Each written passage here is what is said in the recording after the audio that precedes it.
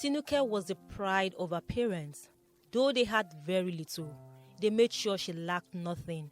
She was their only child, their precious gift from God, and they cherished her more than life itself. Her father, Baba Tinuke, was a carpenter, his hands roughened by years of hard work, carving wood into beautiful furniture.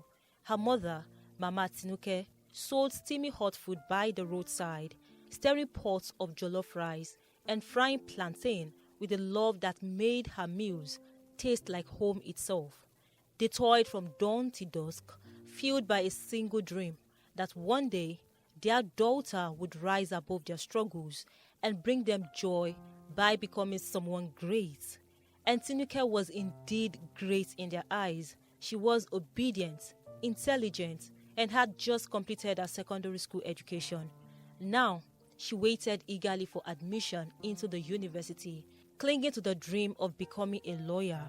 It was a dream her parents prayed for daily, their voices hushed but fervent in the early hours of the morning as they knelt before God, asking Him to bless their only child. But amid all their prayers and hopes, there was one thing they knew nothing about. It was Demola. Demola was everything to Tinuke. He was 24, a second-year university student, with a smile that could melt even the hardest of hearts. He had a way with words, a smooth tongue that made every sentence sound like poetry. And Tinuke, young and naive, had fallen deeply, hopelessly in love with him. They would spend hours together, sitting beneath the large mango tree near his house, whispering dreams into the warm evening air. "One day, Tinuke, I will marry you," Demola would say, tracing patterns on the back of her palm with his fingers. "Promise, I swear on my life, you are the only girl I will ever love. No matter what happens, we will always be together." And she believed him. How could she not? His voice held a conviction so strong, so sincere, that she never once doubted him. She saw her future in his eyes, bright, beautiful, and filled with love. But love as a way of blinding even the wisest of people. It started with fatigue. At first, Tinuke thought she was just tired. Perhaps from staying up late too many nights, flipping through law textbooks in excitement. But then, the nausea came, sudden and relentless, followed by a strange aversion to food. The final confirmation came when her period, always punctual like clockwork, did not show up. Dread called in her stomach as she made her way to a small pharmacy on the outskirts of the town. The woman behind the counter barely looked at her as she handed her what she requested. Tinuke rushed home, locked herself in the tiny bathroom, and stared at the pregnancy test in her shaking hands. Her heartbeat drummed in her ears. Minutes felt like hours. Then, 2 red lines. Her breath hissed. The stick fell from her hands, clattering onto the cold tile floor. She was pregnant. Her world tilted. Her dreams shattered into a million pieces, like a mirror crashing to the ground. This wasn't supposed to happen. Not to her. Not now. Tears filled her eyes, spilling onto her cheeks as she hugged herself, rocking back and forth in silent agony. What would Baba and Mama say? The shame, the disappointment, the crushed dreams. But before she could face them, she had to tell Demola. That evening, Tinuke walked to Demola's house, her legs heavy as if carrying the weight of the entire world. She knocked on his door, her heart pounding wildly against her ribcage. When he opened it, she saw the familiar warmth in his eyes. For a fleeting moment, she felt safe, but safety was an illusion. "Demola," her voice quivered. "I'm pregnant." Silence. The words hung between them, sharp and suffocating. Demola's face drained of color. His hands, which had been resting on the doorframe, dropped to his side. "What did you just say?" His voice was hoarse, almost as if he had forgotten how to speak.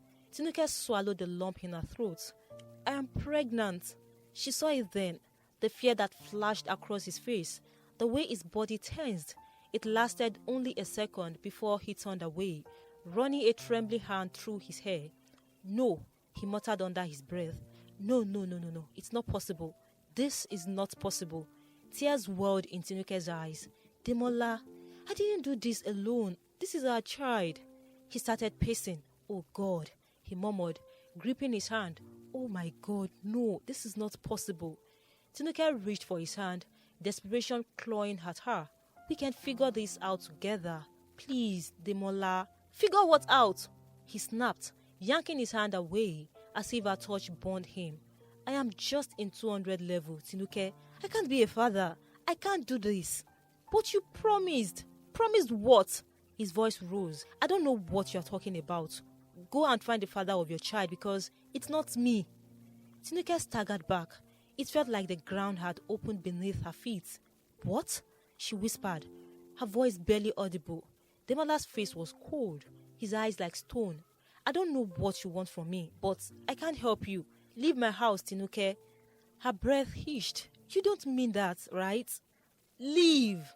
Tears streamed down her face as she stared at the boy she had loved so deeply, the boy who had sworn forever to her. Demola turned away, refusing to look at her. Tinuke's chest ached with unspeakable pain as she took slow, shaky steps backward, and then, with a heart heavier than she had ever known, she turned and walked away. Each step felt like the shattering of a dream. She had entered his house as a girl in love. She felt as a girl whose world had just collapsed. Days turned into weeks, and Tinuke became a shadow of herself. She no longer joined her mother in the kitchen, no longer hummed softly while washing dishes. She avoided people, avoided laughter, avoided life itself. She spent most of her time indoors, curled up on her mat, staring at the ceiling with empty eyes. Mama Tinuke noticed everything. At first, she thought Tinuke was just going through a phase. Maybe she was still upset about not getting university admission yet. But something felt off. She watched her daughter closely, her sharp motherly eyes taking in every little detail.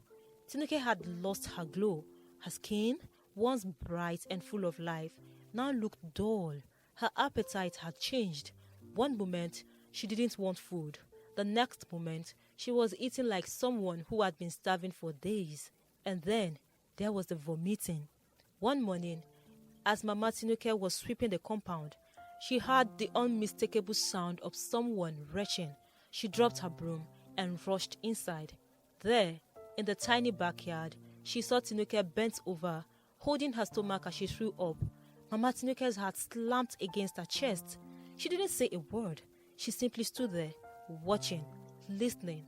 By the time Tinuke straightened up, wiping her mouth with trembling hands, she turned and froze.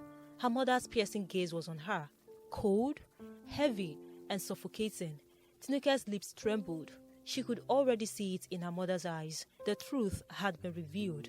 Mama Tinuke's throat went dry. Her mind raced, connecting all the signs she had ignored, all the changes she had brushed aside. She took a slow, careful step forward. "Tinuke," her voice was quiet, almost too calm. "Are you pregnant?" Tinuke's heart pounded. She opened her mouth, then closed it. Tears welled in her eyes. Mama Tinuke took another step. "Answer me, Tinuke, are you pregnant?" A tear slipped down Tinuke's cheek. She lowered her head, shame washing over her like a tidal wave. "Yes, Mama." A sharp grasp escaped Mama Tinuke's lips. Her hands flew to her head. "Ah, my God!" Her knees wobbled, and she grabbed the wooden bench beside her for support. "Tinuke, what have you done?" she whispered, her voice breaking. Tinuke fell to her knees. "Mama, I'm sorry. I'm so sorry." Mama Tinuke's chest rose and fell rapidly. "Who?" she asked. "Who is responsible?" Tinuke sniffled. "Demola." Rage filled Mama Tinuke's eyes. Without another word, she grabbed Tinuke's arm and pulled her up. "Take me to his house now." Tinuke's feet felt like they were made of stone as they walked to Demola's house. Mama Tinuke was fuming, her face set in a deadly glare. Her wrapper was tied tightly around her waist, her steps firm and angry. The moment they reached the house, she pounded on the door with so much force that even neighbors peeked through their windows. Demola opened it, looking surprised. "Demola!"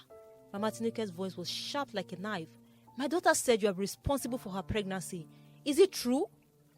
Demola blinked. Then, Slowly, a smirk spread across his face. Mama, I don't know what Tinuke is talking about. Tinuke's breath caught in her throat. No, he wouldn't. Demola, she whispered, eyes pleading. He turned to Mama Tinuke, shaking his head. I swear, Mama, I have never touched Tinuke before. Tinuke gasped. Demola, how can you lie like this? Demola smirked. Lie? Mama, I have never even seen Tinuke's undergarment before. Mama Tinuke felt weak. She stared at him in disbelief, her lips trembling. Her daughter's world was collapsing right before her eyes. Slowly, she turned to Tinuke. Tinuke was shaking, fresh tears rolling down her cheeks. This wasn't real. This couldn't be happening. Mama Tinuke clenched her fist, fighting the urge to rain curses on Demola. Instead, she took a deep breath and spoke, her voice thick with anger and pain. May God judge you, Demola. Then, she grabbed Tinuke's hand and dragged her away. Tinuke didn't resist. She felt numb. The boy she had loved, the boy she had trusted, had just denied her like a stranger on the streets. By the next day, the whole neighborhood knew. Women whispered behind their palms. Men shook their heads in disappointment. Some people pointed at Tinuke when she passed. See how she has disgraced her parents. She was such a bright girl. Now, her future is gone. A child raising a child. What a shame. Tinuke stopped going outside. The shame was too much. Her father, Baba Tinuke, was heartbroken. He didn't speak to her for days. He barely even looked at her. Every time he saw her, he sighed deeply and walked away. Her dreams of university, gone. Her bright future, fading. She was left with no choice but to carry the pregnancy alone. The months crawled by. Each day felt heavier than the last. Then came the quiet night. Mama Tinuke sat outside, finding herself lost in deep thoughts. The past month had been hard. People had mocked her daughter, whispered behind her back, called her names, but through it all, she had stayed strong for Tinuke. She knew the baby would come any day now, but she prayed for a safe delivery. Inside, Tinuke laid on her mat, tossing and turning. Sleep refused to come. Then, suddenly, a sharp pain shot through her stomach. She gasped, clutching her belly. The pain came again, this time stronger. Mama! She cried out. Mama Tinuke dropped her fan and rushed inside. What is it? My stomach. It's paining me. Tinuke groaned, gripping the edge of the mat.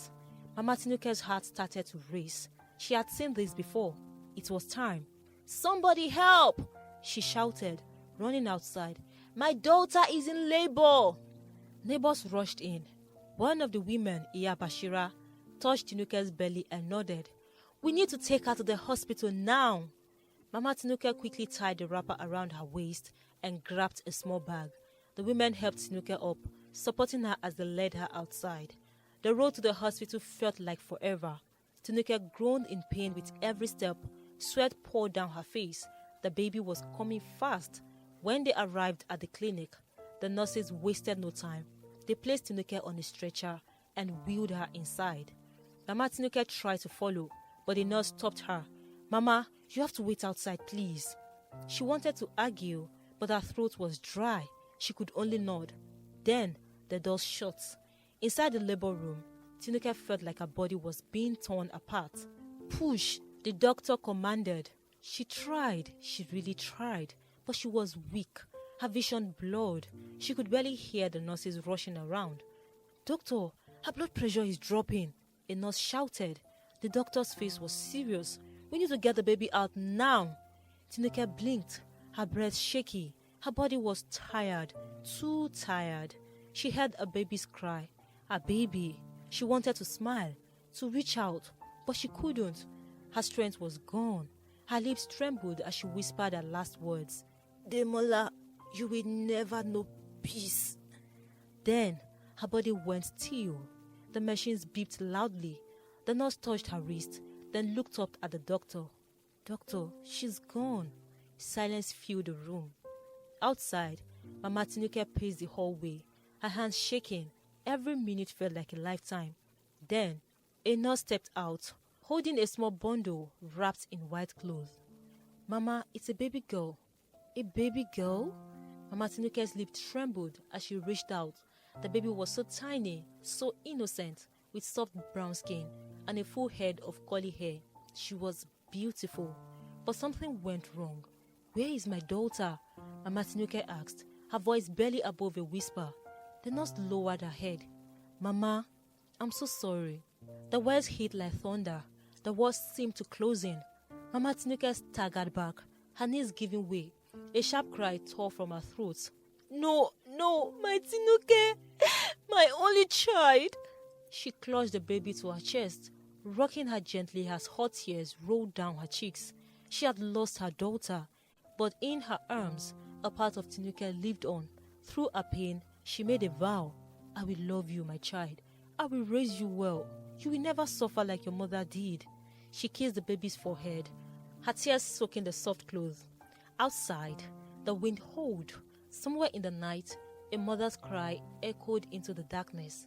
And just like that, Tinuke was gone, but her story was far from over. Years passed, and Demola graduated from the university with a first-class degree. He had expected life to open its door to him, to reward him for his intelligence and hard work. He dreamed of wealth, success, and power, but life had other plans. Despite his impressive results, no job came his way. At first, he was hopeful. He dressed in his best suit, printed copies of his CV, and moved from one company to another. We will get back to you. That was all they ever said, but they never did. Months turned into years. His mates were getting jobs, getting married, building their lives, but Demola remained stuck, like a man trapped in an endless nightmare. His shoes wore out from walking. His once handsome face grew lean, his eyes dulled with frustration. His confidence faded, replaced by desperation. Women avoided him. I can't be with a man who has no future, one woman had told him bluntly. Soon, Demola became a shadow of himself. He had no money, no job, no love, no peace.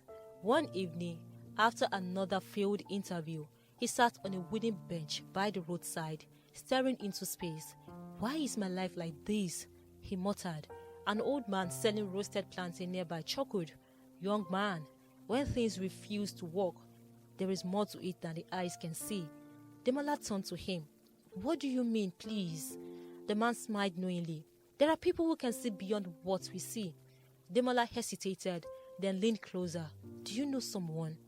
The old man nodded and gave him an address. That night, Demola found himself sitting before a spiritualist, an old woman with deep-set eyes that seemed to look into his soul.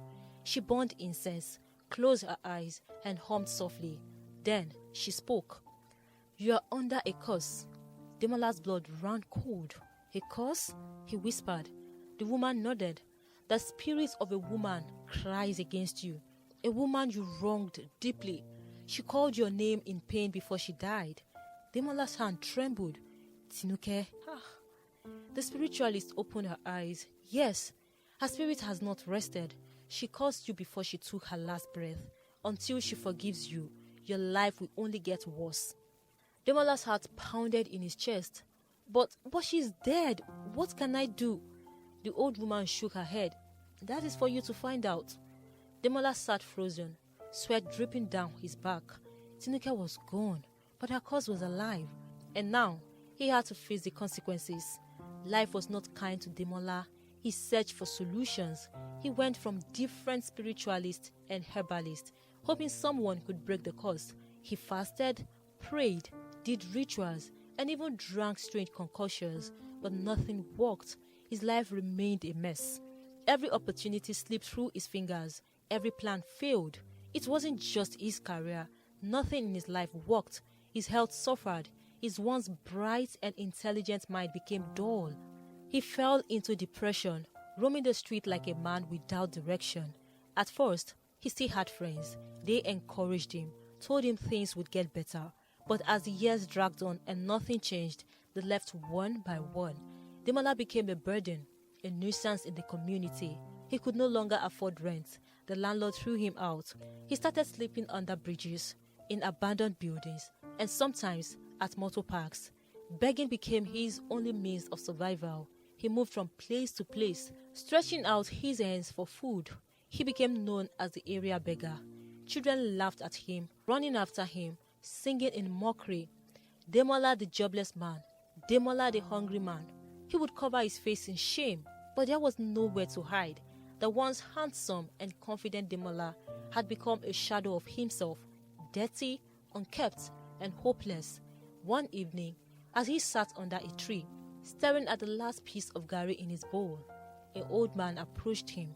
"Young man, why do you suffer like this?" the man asked. Demola sighed. "I don't know, Baba. I have tried everything. Nothing works." The old man looked at him deeply, then nodded. "Come with me." The man led him to a small hut at the edge of the town, where a spiritualist sat cross-legged, his eyes closed in deep meditation. "You are here," the spiritualist said without opening his eyes. Demola swallowed hard. "What must I do?" he asked desperately. The spiritualist finally opened his eyes. "Go back to the family of the girl you wronged. Beg for their forgiveness. Until her spirit is at peace, you will never be free." Demola's heart clenched. He had run from this for years, but now there was no other choice. He had to face his past. The next morning, with heavy steps, he made his way to Tinuke's family house. When he arrived, he stood outside the gate, his hands shaking. He had once walked these streets as a proud university student, full of dreams. Now, he stood here as a broken man. He knocked. The door opened. Mama Tinuke stood there, now much older, with tired eyes that had seen too much pain. Behind her was Baba Tinuke, his face hard and unforgiving. Silence filled the air. Demola fell to his knees. "Mama, I have come to beg." His voice shook. Tears streamed down his face as he bowed his head. "I wronged Tinuke. I wronged your family. I denied my own child. I abandoned her in her time of need. And now, I have paid for it." He looked up, his face wet with tears. "Please, Mama, forgive me. I have suffered. I have known pain, but nothing hurts more than the guilt I carry every day. Please, I beg you, let me find peace." Mama Tinuke's lips trembled. She had carried anger in her heart for so long. She had cursed his name in her prayers. But now, as she looked at the man before her, no longer the proud boy who had destroyed her daughter, but a man broken by life, her heart softened. She sighed deeply and turned to her husband. "What do we do?" she asked. Baba Tinuke sighed deeply. "It is painful, but we must let go." Mama Tinuke's eyes filled with tears, but she nodded. "We forgive you, Demola." Demola sobbed. "Thank you. Thank you, Mama. Thank you, Papa." But it wasn't over yet. The next day, they took Demola to Tinuke's grave. The earth was dry. The small cement slab where her name was written covered in dust. A sacrifice was placed, a white cloth, a calabash of drink, and a small plate of fruits. The spiritualist performed the cleansing, calling Tinuke's spirit to listen. "Tinuke, your family has forgiven him. Now, let your spirit rest and let him go." Demola knelt before the grave, his hands on the ground. "Tinuke, I don't deserve your forgiveness, but please, free me. I am so sorry." The wind blew gently, rustling the leaves. A deep calm settled over the graveyard. The spiritualist closed his eyes and nodded. "It is done." Demola felt a strange weight lift from his shoulders.